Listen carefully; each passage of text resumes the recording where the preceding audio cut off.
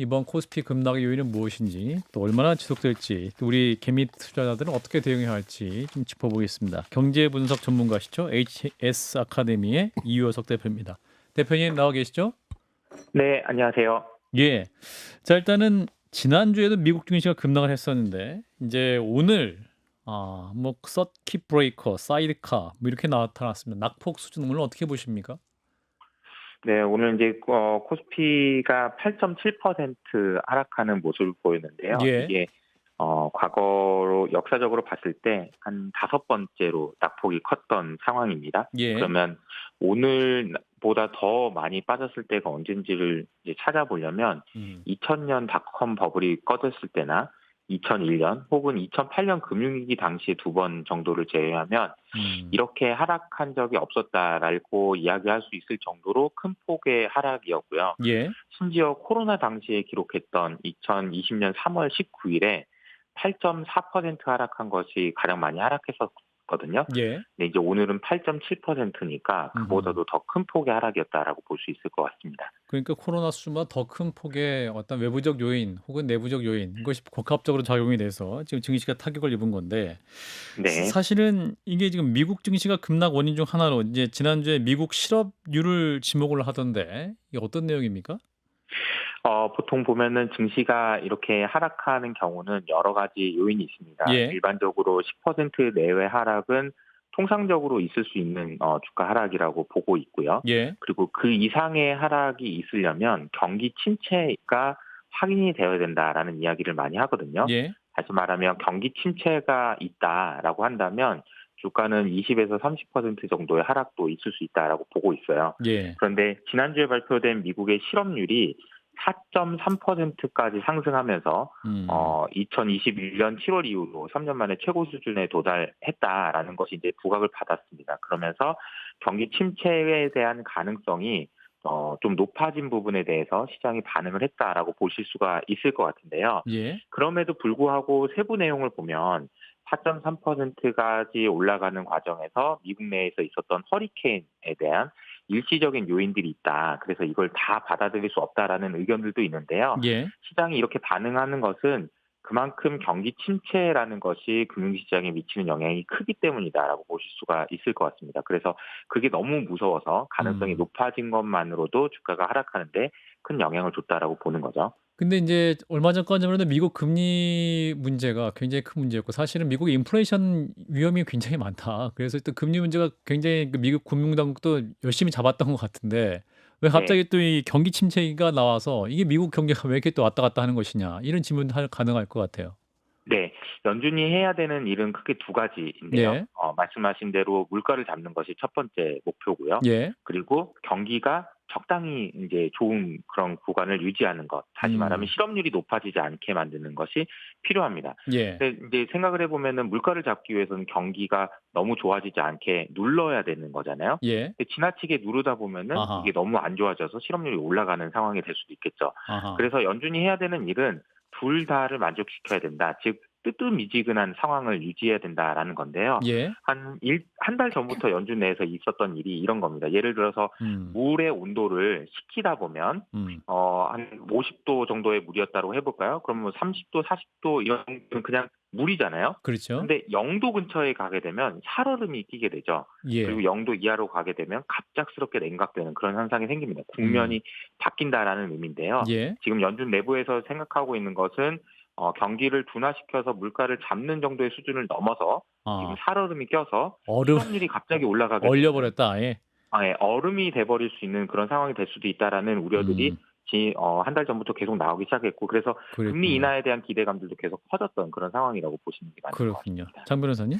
예, 아무래도 또 이 한국 증시뿐만 아니라 한국 증시가 미국 증시에 영향을 받아서 이제 급락한 건데 국제 정세가 워낙 불안정하잖아요. 경기 침체의 어떤 우려도 있고 이런 부분도 다 이 오늘 지표에 녹아져 있다라고 분석하면 되겠죠. 그렇죠. 이제 사실 보면은 주가가 경제에 영향을 많이 받는 것이 사실이지만 예. 주가는 주가 나름대로 자기만의 논리를 가지고 움직여요. 그래서 우리는 이것을 월스트리트 그러니까 이제 금융시장과 음.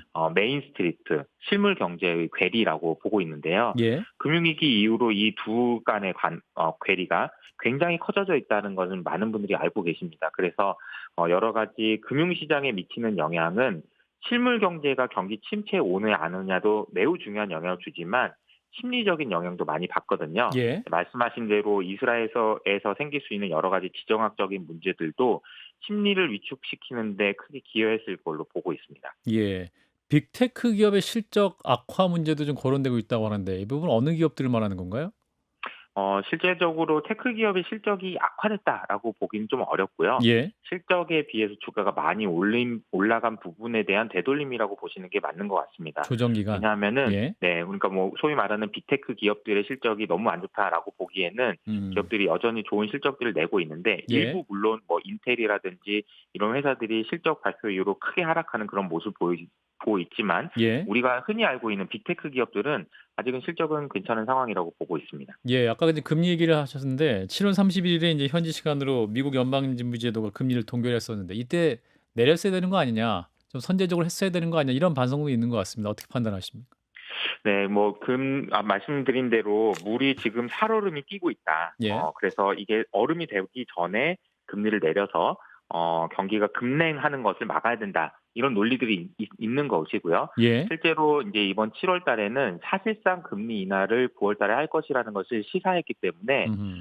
제가 생각할 때는 연준이 할 수 있는 것을 했다라고 보고 있고요. 그래서 9월 달에는 금리 인하 가능성이 지금 거의 100% 반영되고 있는 상황이에요. 근데 이제 문제는 그 전에 지금 금리 인하를 이제 긴급 회의를 통해서라도 해야 되는 상황이 올 것이냐 여부가 중요한데요. 예. 이 부분에 대해서는 저는 개인적으로 지난주에 있었던 FOMC 말고 또 하나 주목해야 되는 회의가 있다고 생각하는데 예. 그것이 일본 중앙은행의 BOJ 금리 인상이었습니다. 예. 그러니까 물론 큰 폭으로 인상한 것은 아니고 아주 작은 폭이었지만 그 작은 변화가 금융시장의 균열을 일으켰다라고 보고 있는데요. 지금 최근에 금융시장에서 가장 크게 움직이고 있고 금융시장에 가장 큰 영향을 주고 있는 통화는 엔화입니다. 원래는 엔화는 약세로 가는 것이 당연하다라고 많은 투자자들이 생각을 했고요. 예. 그래서 한 달 전까지만 해도 160엔을 뚫고 올라간다. 엄청나게 약세가 될 거라고 생각을 하고 있었습니다. 예. 그러니까 헤지 펀드들도 당연히 엔화 약세에 대해서 베팅을 해왔던 거죠. 그런데 갑작스럽게 연준에서 금리를 인하한다고 하고 일본에서는 금리를 인상한다고 하니까 엔화 강세로 전환되기 시작했는데 이것이 손절매가 손절매를 부르는 그러니까 헤지펀드들은 엔화가 약세될 줄 알고 지금 다 베팅을 해놨는데 반대의 흐름이 나타나다 보니까 손절이 손절을 부르는 계속 강력한 그런 흐름들이 나타나면서 엔화가요 뭐 무려 15%나 강세로 전환했습니다. 한 달도 안 되는 사이에요. 예. 이건 매우 이례적인 현상이고요. 이것들 때문에 손실을 본 헤지펀드들이 다른 것에서 지금 손절매가 계속 나오고 있는 상황인데 대표적인 케이스가 아마 나스닥이 되는 것 같고요. 이렇다 보니까 여러 가지 그 나비 효과들이 여기저기서 확인되고 있는 상황인 것으로 파악됩니다. 예. 장문사님 추가 질문해 주실까요? 네, 일단 경기 침체는 아직까지는 우려 상황이고 뭐 전망이다라고까지 보기는 어렵다고 말씀 주신 걸로 이해를 했는데 경기 침체가 오지 않을 경우에도 주가 하락세는 계속될 수 있는 가능성 열려 있습니까? 네. 그러니까 경기 침체가 온다면 여기보다 주가가 한 10% 이상은 더 빠질 수 있는 상황이라고 보시는 게 맞고요. 예. 근데 경기 침체 가능성이 없지만 주가가 이렇게 흔들리는 이유는 앞서 말씀드린 대로 메인스트리트, 실물 경제와 월스트리트, 금융시장의 괴리가 굉장히 커져 있기 때문이다. 즉 다시 말하면 실제 경제는 그렇게까지 회복되지 않았지만 예. 주가는 매우 많이 올랐기 때문에 밸류에이션 부담이라든지 여러 가지 측면에서 월스트리트, 금융시장의 조정이 있을 수는 있다라고 보시는 게 맞는 것 같습니다. 예. 인제 뭐 이게 대외적인 요인이 굉장히 크기 때문에 그 가운데서 인제 굉장히 변동이 많은 시장 상황일 텐데 자 우리 투자자들 그러면 어떻게 봐야 될까요? 인제 이 국내 투자자들 개미 투자자 같은 경우는 이게 지금 뭐 미국 증시에서 기침하면 태풍이 오는 수준이 되기 때문에 어떻게 대비할 것이냐, 어떻게 이 시장 상황을 바라봐야 할 것이냐 조언을 주신다면? 네. 사실은 이게 예상하기가 좀 어렵고요. 예. 저희도 이렇게까지 주가가 하락할 거라고 예상하신 분이 많이 없을 겁니다. 그렇다 예. 보니까 이제 뭐 손 놓고 당했다 이런 표현들을 많이 하시는데요.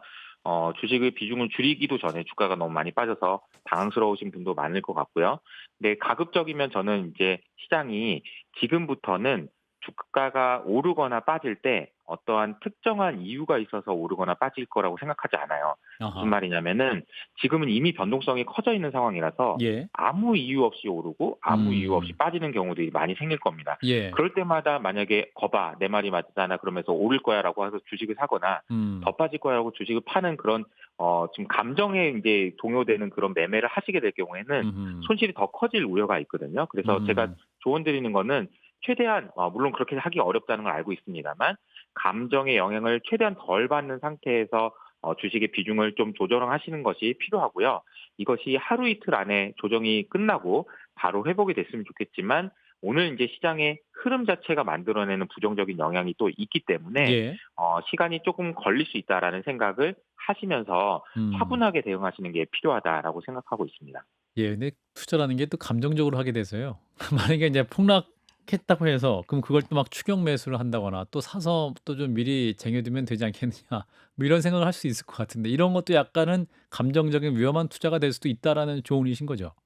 네, 그렇습니다. 원래 감정이 이렇게 동요되는 경우에는 알겠습니다. 뇌에서 편도체가 활성화될 때거든요. 예. 그래서 편도체를 안정화시키기 위해서는 예. 자주 걸으시고 호흡을 크게 하시고 이런 방법이 가장 좋은 방법입니다. 알겠습니다. 오늘 말씀 여기까지 듣겠습니다. 이효석 HS 아카데미 대표였습니다. 고맙습니다.